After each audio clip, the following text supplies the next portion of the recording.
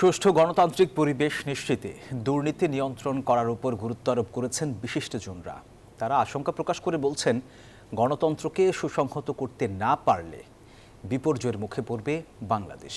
আর এ সময় বিদ্যুৎ, জ্বালানি ও খনিজ সম্পদ উপদেষ্টা মোহাম্মদ ফাউজুল কবির খান বলেছেন, জ্বালানি খাতের দুর্নীতি বন্ধে কঠোর পদক্ষেপ নিয়েছে সরকার।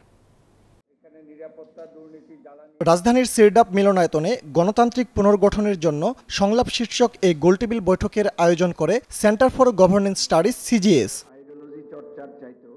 সংলাপে গণতান্ত্রিক পরিবেশ উত্তরণে রাজনৈতিক স্থিতিশীলতা, পরিচ্ছন্ন রাজনীতি এবং দুর্নীতি রোধ করার উপর গুরুত্বারোপ করেন আলোচকরা। সলিউশনের জায়গাটাকে আমরা এইভাবে ভাবতে পারি কিনা যে কি কি কারণে মানুষ দুর্নীতিগ্রস্ত হচ্ছে। আমরা যদি এই সার্ভিসগুলোকে চিন্তা করে আমরা দেখেছি, যদি এটাকে প্রযুক্তিগত জায়গায় আমরা নিয়ে আসতে পারি, অনলাইন সার্ভিসের জায়গায় নিয়ে আসতে পারি, অনেক দুর্নীতি কমে আসে। আমাদের গত 3টা নির্বাচন তো আমরা ওই যে জালিয়াতির নির্বাচন হয়েছে কিংবা একতরফা নির্বাচন হয়েছে। তো আমাদের এই আইনি কাঠামো এবং একই সাথে প্রাতিষ্ঠানিক এই যে কাঠামো সৃষ্টি করার পরও তা আমরা যদি এই দুর্নীতির ব্যাপক বিস্তার যদি আমরা রোধ করতে না পারি, তাহলে আমাদের যে সুষ্ঠু নিরপেক্ষ নির্বাচন নিশ্চিত করতে পারবো না এবং একই সাথে গণতান্ত্রিক উত্তরণও হবে না। এ সময় ফেব্রুয়ারিতে একটি সুষ্ঠু ও নিরপেক্ষ নির্বাচনের আশাবাদ ব্যক্ত করেন বিএনপির স্থায়ী কমিটির সদস্য ডক্টর আব্দুল মঈন খান। বলেন, জনগণের ভোটে নির্ধারিত হবে কারা দেশ পরিচালনা করবে। এই রাজনৈতিক দলকে বা যে মতবাদকে তারা সবচেয়ে বেশি ভোট দেবে তারাই সরকার গঠন করবে। বিএনপিকে সরকার গঠন করতে হবে এরকম কোনো কথা আমি বিশ্বাস করি না।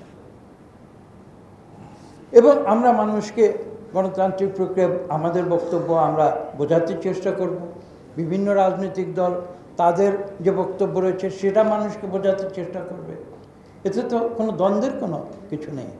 সংলাপে অংশ নিয়ে বিদ্যুৎ, জ্বালানি ও খনিজ সম্পদ উপদেষ্টা ফাউজুল কবির খান বলেন, এদেশে এতদিন নীতি করে দুর্নীতি করা হয়েছে, যা থেকে বেরিয়ে এসেছে সরকার। আমাদের এই যে দুর্নীতির যে ফোকাসটা অতীত থেকে করে এটা বর্তমানে কোন আমলা দুর্নীতি করতে, বর্তমানে কোন উপদেষ্টা দুর্নীতি করতে, বর্তমানে কে কি করতে, সেটার উপরে আমাদের জোর দিতে হবে। এ সময় বিগত 15 বছরে জ্বালানি খাতের দুর্নীতির রহস্য উন্মোচনের দাবি জানান আলোচকরা। ফজলুর রাব্বী, সৌরভ, নিউজ 24, ঢাকা।